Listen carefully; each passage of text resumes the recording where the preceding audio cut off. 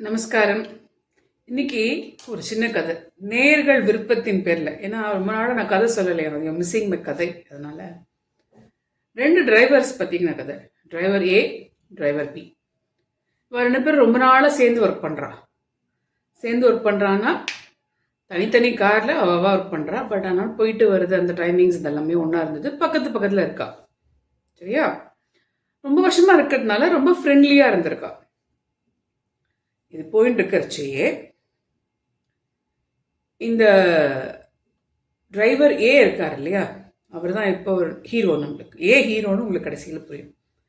அந்த அவரோட டைமிங் இது கஷ்டமாக இருக்குன்னு சொல்லிட்டு ஒரு வேலை மாற்றி இன்னொரு இடத்துல போய் பெரிய பணக்காரர் ஒருத்தர், அவர்கிட்ட போய் இவர் டிரைவராக இருக்கார். ஸோ ஏ தனியாக இடத்துல ஒர்க் பண்ணுறார், பி தனியாக இடத்துல ஒர்க் பண்ணுறார்.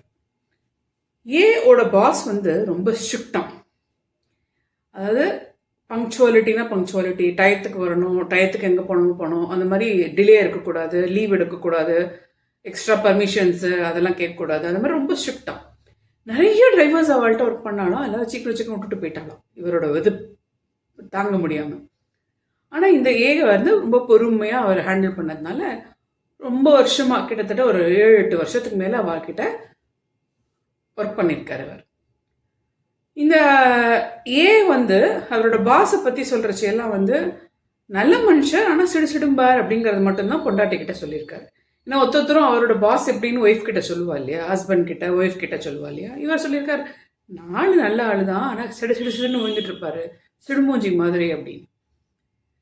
ஒரு நாளைக்கு இந்த பாஸ் சொல்லியிருக்கார், எனக்கு ஃப்ளைட்டு இத்தனை மணிக்கு வருது, அதனால் நீ இத்தனை மணிக்கு சீக்கிரம் வந்துடும், டிரைவரை ஏர்போர்ட்டில் விட்டுட்டு அப்புறமா நீ போய்க்கோ, 2 நாள் லீவ் உனக்கு அப்படின்னு சொன்னோன்னா ரொம்ப சந்தோஷம்.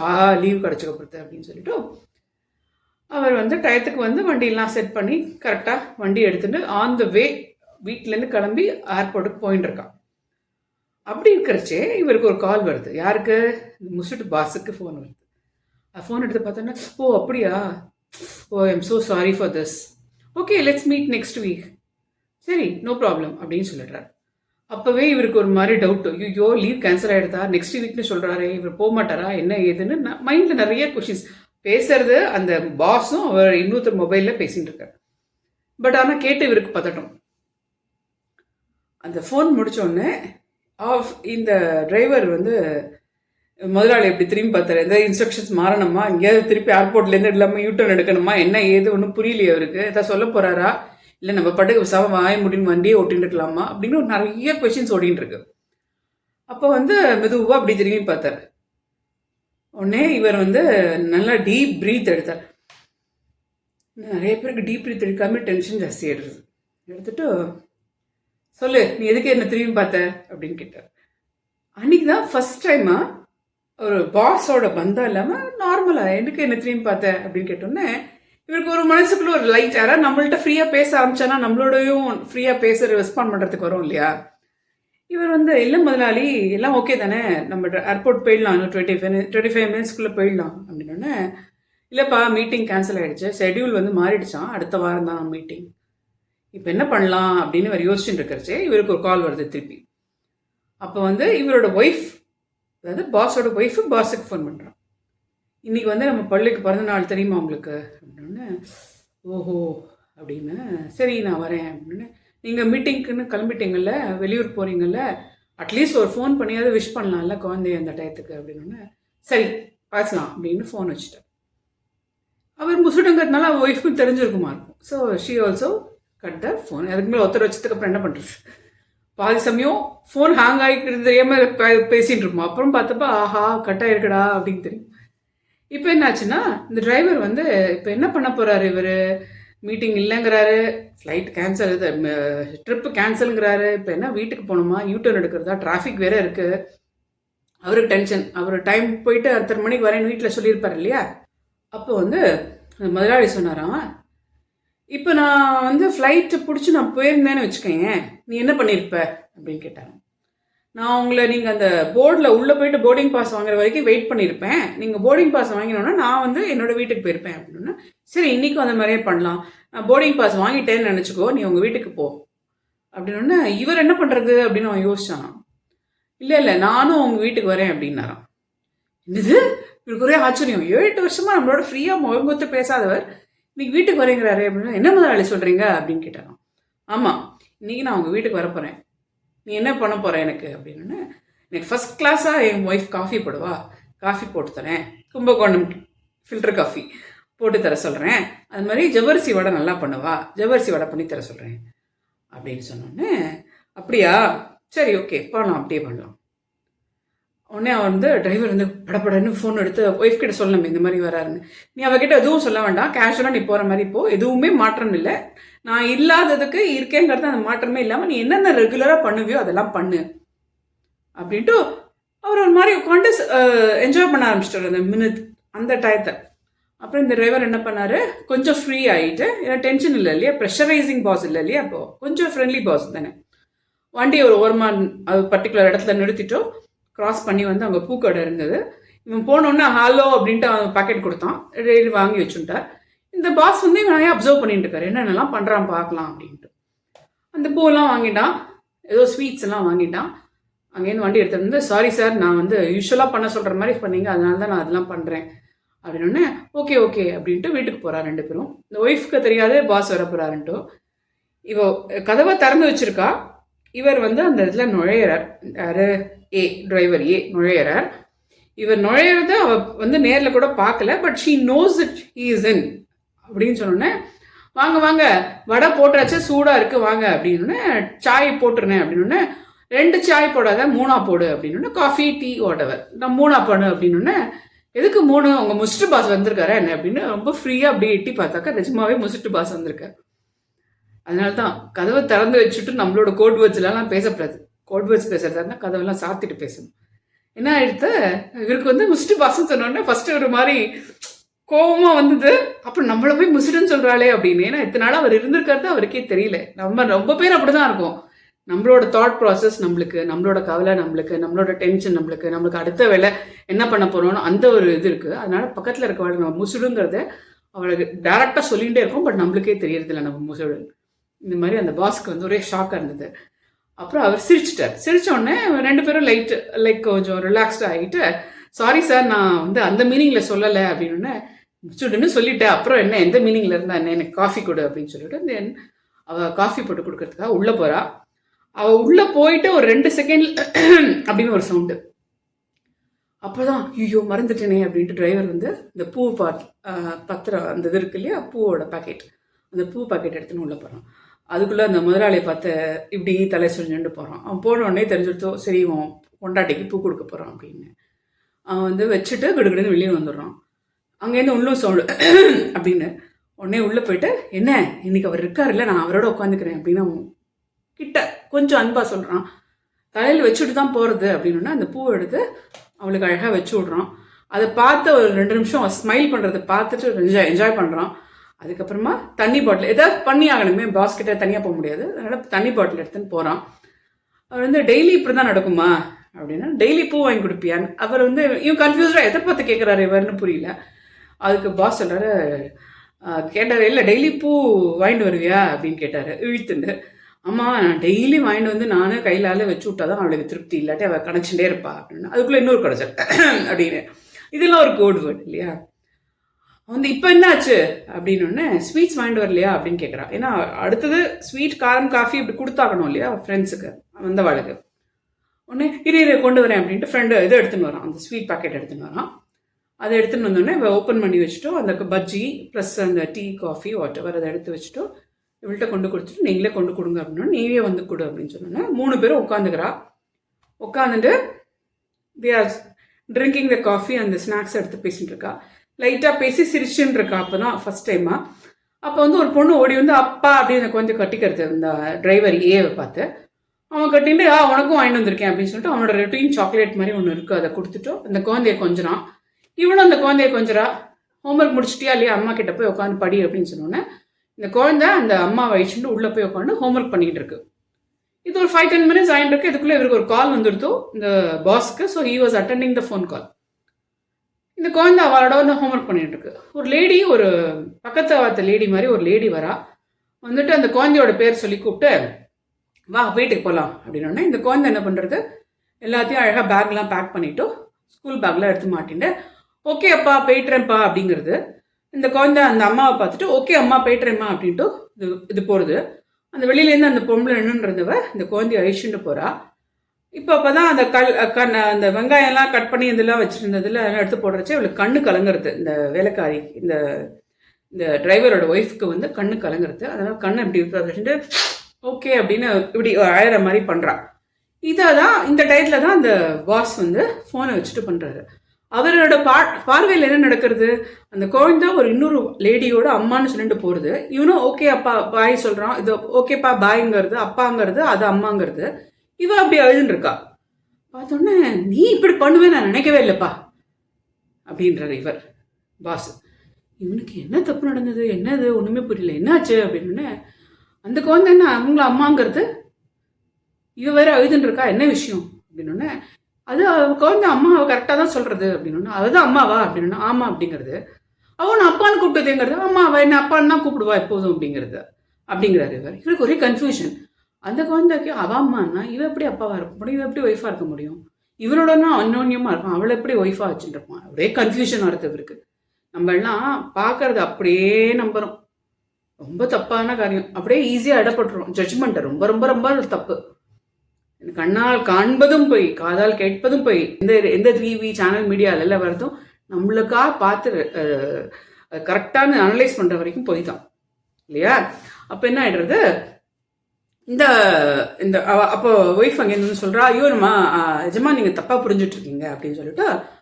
இந்த குழந்தை வந்து எங்கள் வீட்டுக்கு பக்கத்தில் ஒரு டிரைவர் இருந்தார், அவரும் இவரும் ஒரு 7-8 வருஷமாக கூட ஒர்க் பண்ணார், ரொம்ப பாசமான இருப்பார், தம்பின்னு தான் கூப்பிடுவார். தம்பி ஒய்ஃப் அந்த மாதிரி ஒரு ரிலேஷன்ஷிப்பில் தான் நாங்கள் இருக்கோம். ஒரு ஆக்சிடெண்ட்டில் அந்த டிரைவர் வந்து ஆன் த ஸ்பாட்டில் இறந்துட்டார். அதுக்கப்புறம் அந்த குழந்தை வந்து ரொம்ப இதுவாக இருக்காச்சு, என்னை அப்பான்னு கூப்பிட ஆரம்பிச்சிது. நானும் பெரியப்பாவாக இருந்தேன்னு அப்பாவாக இருந்தேன், as long as நான் பொண்ணாக நினைக்கிற வரைக்கும் இப்படி வேணால் கூப்பிட்டுக்கலாம் அப்படின்னு சொல்லிட்டு அந்த குழந்தை என்னை அப்பான்னு கூப்பிட ஆரம்பிச்சதுனால இவளையும் அம்மானு கூப்பிடுறது. ஸோ அந்த குழந்தைக்கு 2 அம்மா, நான் ஒரு அப்பாவாக இருந்து பார்த்துக்கிறேன். அந்த குழந்தையோட செலவுக்காக தான் நான் உங்ககிட்ட இந்த மாதிரி ஹையர் எஜுகேஷனுக்கு போகணுன்னு தான் உங்கள்கிட்ட பைசா கேட்கலாமோன்னு எதிர்பார்த்து வெயிட் பண்ணிகிட்ருக்கேன் அப்படின்னு. ஐயோ சாரிப்பா, உன்னை பார்த்து தப்பாக நினச்சிட்டேன் அப்படின்னு சொன்னார். அப்போ வந்து இந்த குழந்தைக்கு என்னென்ன செலவு வருதோ அந்த செலவெல்லாம் படிக்கிறதுக்கு நான் செலவு பண்ணுறேன், என்னை தப்பாக நினச்சிருந்தேன், அவனை தப்பாக நினச்சிட்டு என்னை மன்னிச்சுக்கோ அப்படின்னு சொன்னோன்னே, இல்லை உங்களுக்கு தெரியாதது அதனால தானே நினச்சிட்டீங்க அப்படின்னு. அப்போ அவர் சொன்னாராம், 7-8 வருஷமாக ஆஃபீஸ் வீடு மீட்டிங், வெளியில் இருக்கிற ட்ரிப்பு, அஃபிஷியல் ட்ரிப் இது மட்டுமே பண்ணிகிட்டு இருந்ததுனால என்னோட பிள்ளையோட பிறந்தனாலே எனக்கு தெரியல, என்னோட வீட்டில் என்ன நடக்கிறதுன்னு எனக்கு தெரியல, என்னோட ஒய்ஃப் கிட்ட என்னால் 2 நிமிஷத்துக்கு மேலே பேச முடிய மாட்டேங்கிறது, பேசவே இல்லை நான் 7-8 வருஷமாக. ஆனால் உங்களை வந்து பார்த்து, அப்போ எங்கள்கிட்ட காசு பணம் எக்கச்சக்கமாக இருக்குது, ஆனால் உங்களை வந்து பார்த்ததுக்கப்புறம் தான் ரியல் அன்பு என்னது, உணர்ச்சின்னா என்ன, எப்படி நம்ம எக்ஸ்ப்ரெஸ் பண்ணுறோம், இது எப்படி நம்ம இன்னொருத்தருக்காக நம்ம ரெடி பண்ணிக்கிறோம் இல்லையா. இதுக்கு தான் வந்து நான் ஷார்ட்ஸில் போட்டது என்னென்னா, உணர்ச்சிகள் உறவு அப்படிங்கிறது மெயின்டைன் பண்ணுறது ரொம்ப கஷ்டம். அது அப்பா அம்மா உறவாக இருக்கட்டும், இல்லை கூட பிறந்தவங்க இருக்கட்டும், இல்லை பக்கத்தில் வேலை பார்க்குறவளாக இருக்கட்டும், ஃப்ரெண்ட்ஸாகவே இருக்கட்டும், இல்லை புருஷன் பொண்டாட்டி உறவாக இருக்கட்டும், இல்லை வந்து காதலன் காதலி உறவாக இருக்கட்டும், அண்ணா தம்பி தங்க அக்காள், இது என்ன வேற உறவாக இருக்கட்டும், ஒரு ரிலேஷன்ஷிப் அப்படிங்கிறது வந்து நம்ம மெயின்டைன் பண்ணுறது தான் இருக்குது. அப்போ அந்த உணர்ச்சிகளுக்கெல்லாம் நம்ம மரியாதை கொடுத்து மதிப்பு கொடுத்து அவங்களையும் நம்மளை மாதிரி ட்ரீட் பண்ணி உட்காந்து வாய் வார்த்தை பேச போகிறோம். ஒன்றா இருக்கிறதுல தான் சந்தோஷமே. இப்போ என்ன ட்ரெண்டுனாக்க, ஃபஸ்ட்டு அட்ராக்ஷன், அதுக்கப்புறம் ஆசை, அதுக்கப்புறம் திருப்பி அபாஷன், திருப்பி இட் கோஸ் ஆன் இந்த சைக்கிள். இந்த மாதிரி ஆகிட்டு இருக்கு. இல்லை டைவர்ஸ், சில பேர் கல்யாணம் ஆகி டைவர்ஸ் ஆகி திருப்பி இதை பண்ணிகிட்டு இருக்காங்க. நம்ம அவளை பற்றி பேசுகிறதுக்காக பேசலை. நம்மளுக்குன்னு ஒரு கல்ச்சர் இருக்குது, நம்மளுக்குன்னு ஒரு பாரம்பரியம் இருக்குது. இன்றைக்கி காலம்பரம் 2 ஃபோன் தான் வந்தது, 2 வெய்யூஸ் கிட்ட இருந்தாலும் பேசிடணும் டெய்லி அப்படின்னு ஒரு சின்னது, 2-3 அட்லீஸ்ட் ஒரு கால்ஸ் பண்ணணும் அப்படின்னு. இன்றைக்கி ஒரு கால் யூஎஸ்லேருந்து, ஒரு கால் மலேசியாலேருந்து வந்தது. யூஎஸ்லேருந்து வந்துருக்கவா ரெகுலர் ஃபாலோவர், அவர் வந்து சொன்னாங்க, என்னை வந்து பஞ்ச்வட்டி அப்படிங்கிற இடத்துக்கு ராமாயணத்தோட அசோசியேட்டாக இருக்கிற இடம் அது, அந்த இடத்துக்கு எங்களுக்கு ஒரு ட்ரிப் அழிச்சிட்டு போங்க, நாங்கள் 6 பேர் வரோம், டிசம்பர் 2 வரோம் அப்படின்னா. சரி ஓகே அப்படின்னு அவள் ரெகுலராக ஃபாலோ பண்ணுறதுனால என்னால் முடிஞ்ச ஹெல்ப் நம்ம பண்ணி கொடுக்கலாம் அப்படின்னு சொல்லி. அதுமாரி மலேசியாலேருந்து ஒரு லேடி ஃபோன் பண்ணி, நாங்கள் சித்திரக்கூடம் போகிறோம் அப்படின்னா, அவளுக்கு தெரியறதான்னு பார்த்தேன். சித்திரக்கூடத்தில் அப்படி என்னமா இருக்குது அப்படின்ற இடத்துக்கு அவள்லாம் சொல்கிறாள், 10 வருஷத்துக்கு மேலே ராமரும் சீத்தையும் அந்த இடத்துல இருந்திருக்கா. அவரோட வைப்ரேஷன்ஸ் நம்ம மேலே பட்டதுனால நம்ம நல்லா இருப்போம். ஸோ வெளிநாட்டில் இருக்கிறவளுக்கு நம்மளோட நாட்டில் நடக்க இந்த ராமாயணம்ங்கிறது நம்ம ஆற்றுல நடந்தது, நம்ம குடும்பத்தில் நடந்த மாதிரி தானே, எல்லா வீட்லேயும் நடக்கிறது தானே. அதனால அதெல்லாம் ட்ரெஷர் பண்ணி அதை வந்து நம்ம கல்ச்சரை இது பண்ணணும்னு அவள்லாம் வெளிநாட்டில் இருக்கவள்லாம் வரா. நம்ம நாட்டுக்குள்ளே இருக்கவளில் என்ன நடக்கிறது? ட்ரெண்டே மாறி போச்சு இல்லையா? இது எதனால மாறுறது? நம்ம விடுறதுனால தானே மாறுறது. நம்ம ஏர்லி இப்போ வந்து 70க்கு மேலே இருக்கவளை நம்ம ஒன்றும் ஹோல்ட் பண்ணி ஒன்றும் பிரயோஜனம் இல்லை. ஏன்னா அவள்லாம் 70க்கு மேலே ஆயிடுத்து. இனிமேல் யாரும் சொல்லி புதுசாக யாரும் மாற மாட்டாள். அவள் ஏஜில் அவள் மாற மாட்டாள். அது மாதிரி 30 கீழே இருக்கவளுக்கு விஷயம் ரொம்ப தெரியறதுக்கு சான்ஸ் இல்லை. ஏன்னா அது 30 இயர்ஸாக அவள் சொல்லி கொடுத்துருக்க மாட்டா, அதனால தெரியாது. இந்த 30 to 70 இருக்கும் பத்தியா, நம்ம எல்லாரும் ரெஸ்பான்சிபிள் ஃபார் திஸ் சொசைட்டி. இப்போ நம்மளுக்கு தெரிஞ்சதே கொஞ்சம், அந்த கொஞ்சத்தையாவது அடுத்த ஜென்ரேஷன்ஸ்க்கு நம்ம கொண்டு போக வேண்டாமா? ஸோ நம்ம கல்ச்சர், நம்ம ட்ரெடிஷன்ஸ், நம்மளுடைய சம்பிரதாயம், உறவு முறைகள், ஆண்டி அங்கிள் இது ரெண்டும் இல்லாமல் நம்மக்கிட்ட எவ்வளவோ உறவு முறைகள் இருக்குது.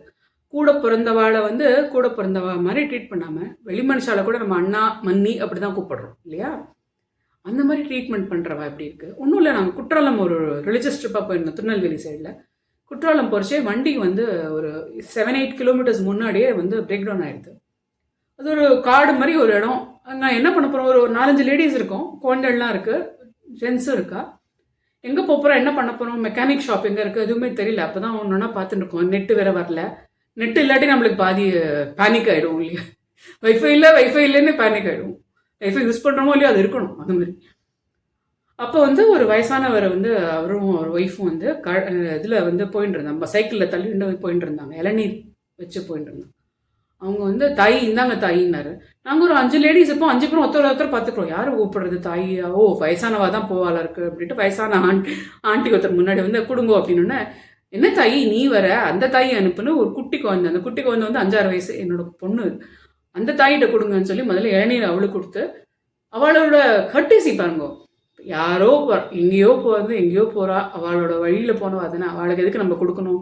காசு கேட்டு இது பண்ணுறதுக்கு இல்லாமல் அன்பாக கொடுத்து நீங்கள் குடிங்கோ, ஆஸ்வாசப்படுத்திக்கோங்க, நாங்கள் போயிட்டு அவளை அனுப்புகிறோம். இது ஹெல்ப், அவளால் முடிஞ்ச ஹெல்ப் அவள் பண்ணுறா இல்லையா?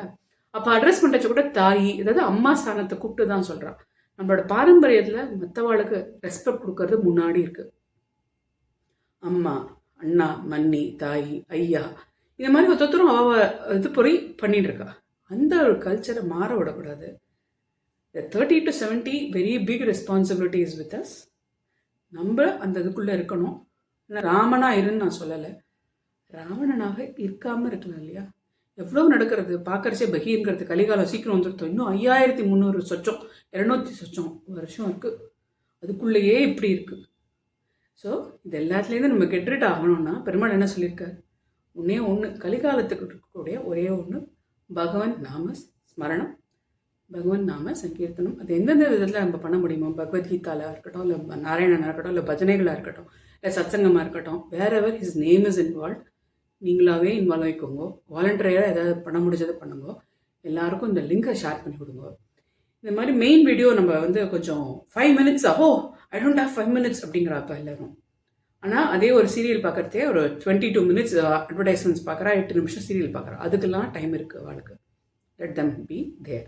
நம்ம முன்னுக்கு வரணும், ஸ்பிரிச்சுவலாக நம்ம க்ரோத் இருக்கணும்னா we have to be together, growing at a stage at least together. சத்சங்கத்வே நித்சங்கத்வம், நிசங்கத்வே நிர்மோகத்வம்னு பஜகோவிந்தத்தில் எதுக்கு சொல்லியிருக்கார்? ஒரே ஒரு ஈவெண்ட், ஒரே ஒரு ஆக்டிவிட்டி இன்வால்வ் ஆகிறதுக்கு ஒர்த் இந்த கலிகாலத்துலன்னா இதை வந்து மற்றவாழை பகவன் நாமத்தில் இன்வால்வ் பண்ண வைக்கிறது. நிறைய பேர் நான் ராதே கிருஷ்ணான்னு சொல்கிறத பற்றி கிண்டல் பண்ணுங்க, பரவாயில்ல.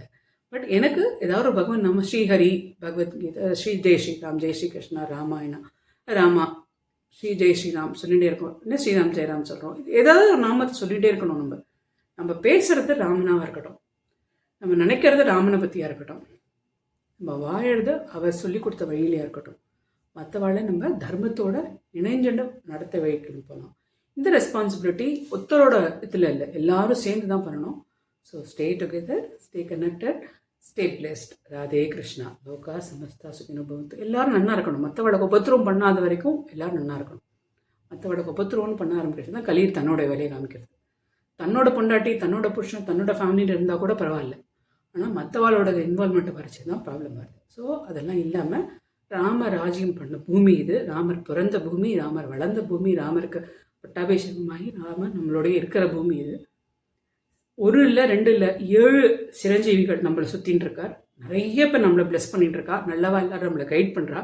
அந்த கைடன்ஸ் எடுத்துட்டு முன்னாடி நம்ம ப்ராக்ரெஸ் பண்ணணும். Stay connected, stay supportive. இன்னொரு கதை, சுவாரஸ்யமான கதையோட சீக்கிரமே I'll connect soon with another story. Stay connected. Radhe Krishna. Those who are watching this channel for the first time, this is a free channel with Sanatana Dharma as a base, and we focus on temples, we focus on scriptures, and we focus on the real life applications of these temples and scriptures and Bhagavad Gita.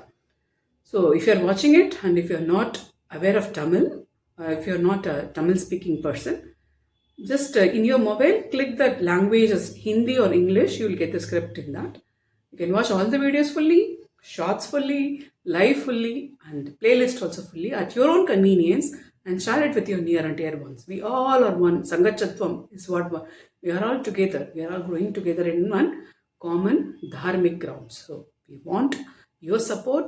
Support us by way of sharing and liking and comment positively in the YouTube if you like the videos. Keep following us in all our videos and keep blessing us with your comments. Radhe Krishna.